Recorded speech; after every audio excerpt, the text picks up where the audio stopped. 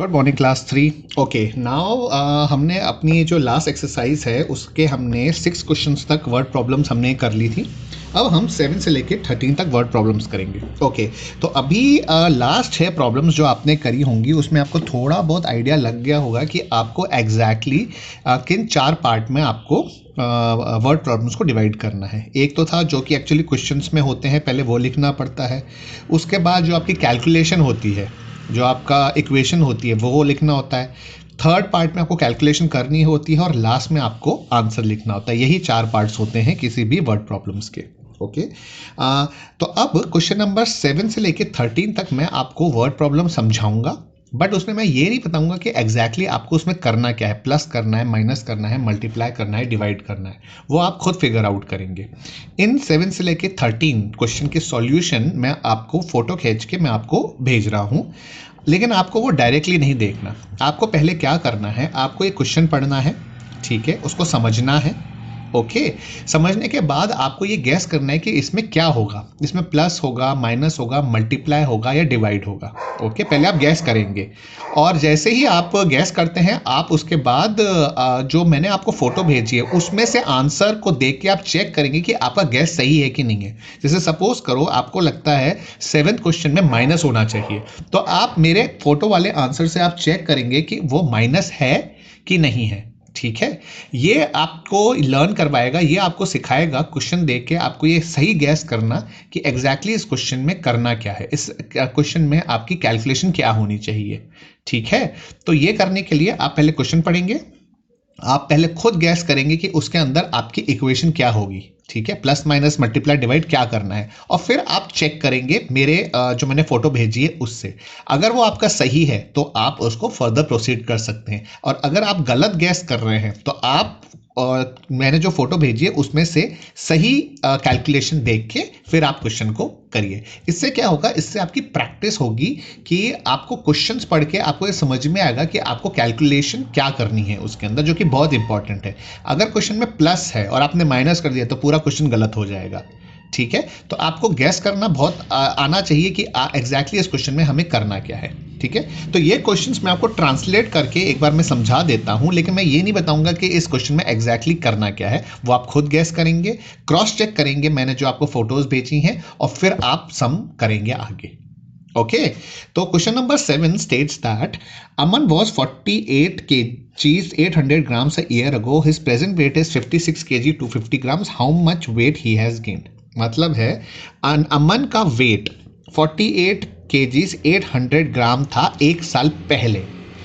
आज अमन का वेट है 56 kg 250 ग्राम्स। तो हमें यह बताना है कि अमन ने एक साल में कितना वेट गेन किया है, या उसका वेट कितना बढ़ गया है एक साल में। ओके क्वेश्चन नंबर 8 का मतलब है a bag of wheat weighs 32 kgs 250 grams, find the total weight of 7 such bag. Simple है, एक बैग वीट का उसका जो वेट है या भार है वो है 32 kgs 250 ग्राम्स। हमको ऐसे 7 बैग्स का टोटल वेट बताना है। Okay question number 9 states Suddhi spins to 125 meter 10 centimeter, 120 meter 8 centimeter and 123 meter 82 centimeter thread on the 3 consecutive days. How much total thread does she spin on the 3 days? सुद्धि ने धागा बनाया, ठीक है, spin किया धागा। पहले दिन उसने किया 125 मीटर्स 10 सेंटीमीटर्स, दूसरे दिन उसने किया 120 मीटर्स 8 सेंटीमीटर्स, तीसरे दिन उसने किया 123 मीटर्स 82 सेंटीमीटर्स। हमें बताना है सुद्धि ने इन टोटल 3 दिनों में मिलकर टोटल कितना धागा स्पिन किया है। ओके क्वेश्चन नंबर 10 का मतलब है Mrs Verma mixes 6 litre of water with 4 litre of orange syrup to make drink for her friend. How many litres of drink did she made? Mrs Verma ने 6 लीटर पानी में 4 लीटर ऑरेंज सिरप घोल के drink बनाई। तो अब ये बताना है कि टोटल कितने लीटर ड्रिंक बनी। मिसेस वर्मा ने टोटल कितने लीटर ड्रिंक बनाई, जिसमें तो 6 लीटर तो पानी था और 4 लीटर ऑरेंज जूस था। Okay question number 11 a bottle contain 600 ml of oil. एक बॉटल में 600 ml ऑफ ऑयल है। द बॉटल फेल, बॉटल गिर गई और उसमें से 65 ml of oil dropped on the ground. Bottle गिर गई और उसमें से 65 ml ऑयल बाहर गिर गया। तो हमें यह बताना है how much oil was left in the bottle, उस बॉटल में कितना ऑयल बचा।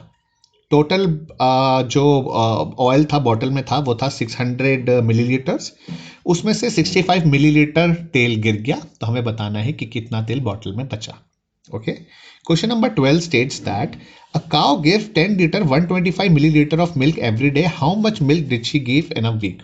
एक जो काव है, एक गाय है, वो रोज 10 लीटर 125 मिलीलीटर दूध देती है।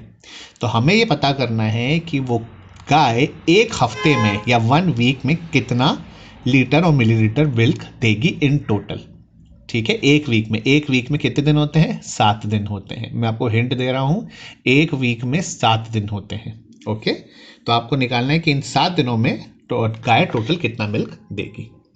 Question number 13 states that how much cream is there in 13 packets of 150 ml each? Express your answer in liters and milliliters.